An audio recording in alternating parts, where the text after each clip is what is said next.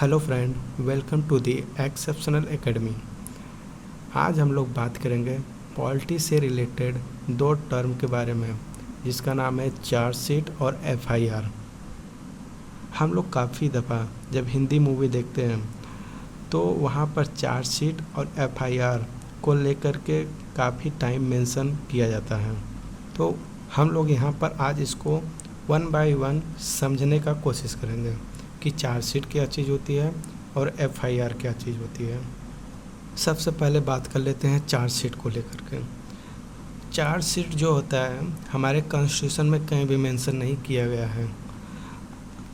Chargesheet जो है हमारे सीआरपीसी के सेक्शन 173 में डिफ़ाइन की गई है कि चार्जशीट क्या होती है।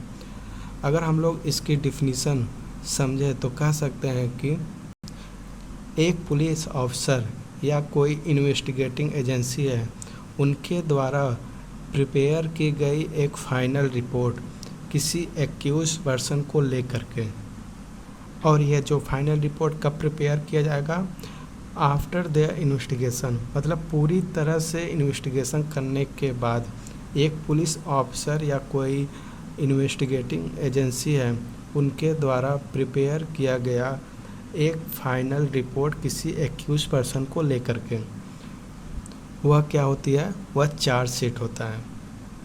और यह मेंशन कहाँ किया गया है, हमारे सीआरपीसी के सेक्शन 173 में। चार्जशीट जो होता है हमारी सुप्रीम कोर्ट क्या कहती है कि चार्जशीट जो है वो फाइनल रिपोर्ट होता है किसी भी एक्यूज पर्सन को लेकर के। इसका मतलब क्या हुआ, इसका मतलब यह है जैसे कोई एक्यूज पर्सन हो गया, अगर पुलिस चार्जशीट प्रिपेयर कर दी तो मान के चलिए कि वह एक्यूज पर्सन पुलिस के इन्वेस्टिगेशन में गिल्टी पाया गया है और उससे जितने भी एविडेंस हैं उस चार्जशीट में फाइल हैं। आप मतलब कि वो जो एक्यूज पर्सन है वह पुलिस के नज़र में गिल्टी हो चुका है। एक केस आई थी K Veeraswamy versus Union of India 1991 में। इसमें क्या कहा गया, इसमें सुप्रीम कोर्ट ने ये कहा कि जो चार्जशीट बनाया जाता है वह किसी भी पुलिस ऑफिसर का एक फाइनल रिपोर्ट होता है किसी भी एक्यूज पर्सन को लेकर के, और आगे की प्रोसीडिंग उसी चार्जशीट के हिसाब से होगी। हमारी सीआरपीसी क्या बोलती है कि अगर किसी पर्सन को अरेस्ट किया गया है और उसका एक चार्जशीट अगर बनाना है तो वह अरेस्ट होने से 60 से 90 दिन के बीच में चार्जशीट जो है वो फाइल हो जाना चाहिए। अदरवाइज़ उस जो अरेस्ट किया गया पर्सन है इनलीगल माना जाएगा और उसको बेल मिल जाएगा। बेल क्या होता है, बेल जिसको हम लोग हिंदी में जमानत बोलते हैं। जमानत का मतलब यह हुआ किसी एक एक्यूज पर्सन को टेम्परेरी बेसिस पे जेल से बाहर रिहा कर देना। मतलब टेम्परेरी बेसिस का मतलब कि जब कभी भी पुलिस को उस एक्यूज पर्सन का ज़रूरत पड़ेगा या तो पुलिस को लगेगा कि इसका बाहर रहना सही नहीं है तो वह कभी भी उसको दोबारा अरेस्ट कर सकती है। अब एक दफ़ा अगर चार्जशीट प्रिपेयर हो गई तो उसके आगे की प्रोसीडिंग क्या होती है ये जान लीजिए। आगे क्या होता है, जिसे ऑफिसर इंचार्ज है वो चार्जशीट प्रिपेयर कर दिया किसी एक्यूज पर्सन को लेकर के। अब ये चार्जशीट जो होता है वो डिस्ट्रिक्ट मजिस्ट्रेट के पास भेजा जाएगा, और डिस्ट्रिक्ट मजिस्ट्रेट जो होता है उनको इस चार्जशीट को एक फ़ाइनल फ्रेम देंगे, और इसको फाइनल फ्रेम देने के बाद यह आगे भेज दिया जाएगा कोर्ट में, और कोर्ट में आगे की प्रोसीडिंग अपने हिसाब से वो करेगी। ठीक है, बस इतना ही है चार्जशीट में। आप लोग जानते रहिए कि चार्जशीट सीआरपीसी के सेक्शन 173 में मेंशन किया गया है। चार्जशीट होता क्या है, एक पुलिस ऑफिसर के द्वारा बनाया गया एक फाइनल रिपोर्ट किसी एक्यूज पर्सन को लेकर के, और यह कब बनाया जाता है, पहले पूरी तरह से इन्वेस्टिगेशन करने के बाद। अब बात कर लेते हैं एफआईआर को लेकर के। एफआईआर इसका मतलब हम लोग कहते हैं कि एफआईआर एफआईआर का फुल फॉर्म होती है फर्स्ट इंफॉर्मेशन रिपोर्ट। अब जैसा चार्जशीट है, चार्जशीट एक फाइनल रिपोर्ट होता है, और एफआईआर जो होता है यह हम लोग कह सकते हैं कि यह फर्स्ट फेज ऑफ इन्वेस्टिगेशन होता है।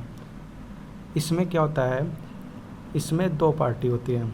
होता क्या है कि जब एक पर्सन दूसरे पर्सन के खिलाफ कोई एक ऐसा केस दर्ज करना चाहता है जो कॉग्निजेबल ऑफेंस से रिलेटेड हो, तो वो पुलिस स्टेशन जाता है। पुलिस स्टेशन जाने के बाद अगर वह कॉग्निजेबल ऑफेंस से रिलेटेड है तो पुलिस जो है उस क्राइम के लिए एक एफआईआर दर्ज करता है दूसरे एक्यूज पर्सन के लिए, जिसके खिलाफ ये पहला पर्सन जो है रिपोर्ट दर्ज कराने आया है। कॉग्निजेबल ऑफेंस क्या होता है? कॉग्निजेबल ऑफेंस का मतलब कि ऐसा ऑफेंस, ऐसा क्राइम जिसके लिए किसी पर्सन को अरेस्ट करने के लिए पुलिस ऑफिसर को कोर्ट से वारंट की ज़रूरत नहीं होती है। मतलब एक ऐसा क्राइम जिसके लिए उस पर्सन को अरेस्ट करने के लिए पुलिस को किसी भी वारंट का ज़रूरत नहीं पड़ता है, वह डायरेक्टली उस एक्यूज पर्सन को अरेस्ट कर सकता है। और जो एफआईआर होता है, एफआईआर हर केस के लिए दर्ज नहीं होता कि गांव में पड़ोसी से झगड़ा हो गया एफआईआर दर्ज हो जाएगा, ऐसा नहीं है। एफआईआर बस केवल कॉग्निजेबल ऑफेंस के लिए होता है, जैसे रेप हुआ, मर्डर हुआ, किडनैपिंग हुई, या तो डाउरी से रिलेटेड कुछ केस हो गया, तो ऐसी केसेस जो होता है उस टाइम एफआईआर दर्ज किया जाता है। तो एफआईआर क्या होता है? एफआईआर जो होता है पुलिस के द्वारा बनाया गया फर्स्ट फेज ऑफ रिपोर्ट होता है। हाँ, उसके आगे क्या करती है पुलिस? इन्वेस्टिगेट करती है क्राइम को लेकर के कि जो हम लोग ये प्रिपेयर किए हैं एफआईआर, ये सही है कि नहीं सही है। जो एफआईआर होता है यह किसी पर्सन को गिल्टी डिसाइड नहीं करता है कि एफआईआर दर्ज हो गया वो पर्सन गिल्टी ही है, ऐसा नहीं है।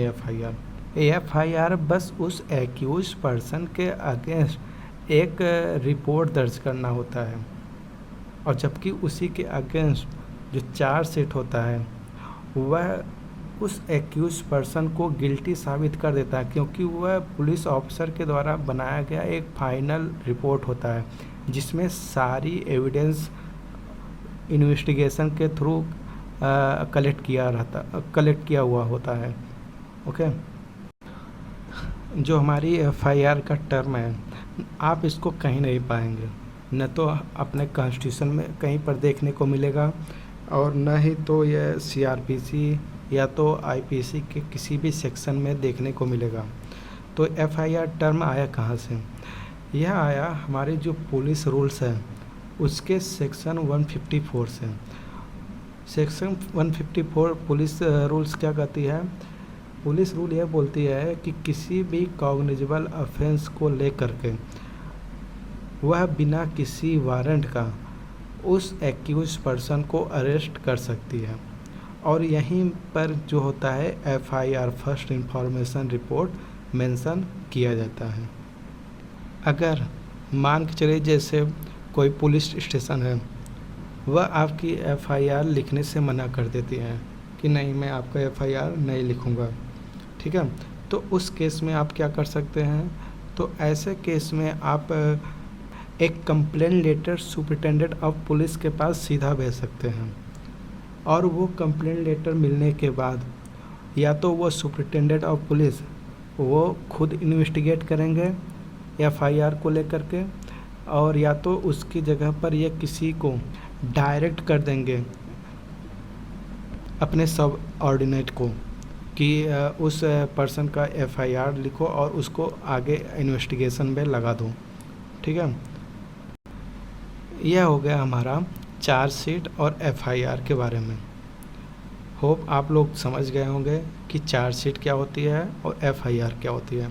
चार्जशीट एक फाइनल रिपोर्ट होता है जो पूरी तरह से एविडेंस के साथ रहती है, ठीक है, और जो एफआईआर होता है वह फर्स्ट फेज होता है किसी इन्वेस्टिगेशन प्रोसेस का, ठीक है।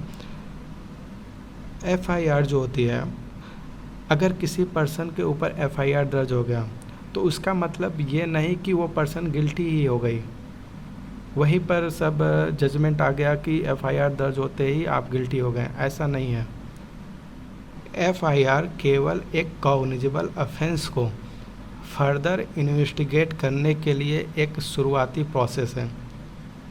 ओके, तो आज के लिए बस इसको यहीं पर एंड करते हैं, मिलते हैं फिर नए वीडियो के साथ। तब तक आप अपना ख्याल रखिए। Have a nice day, good bye and take care.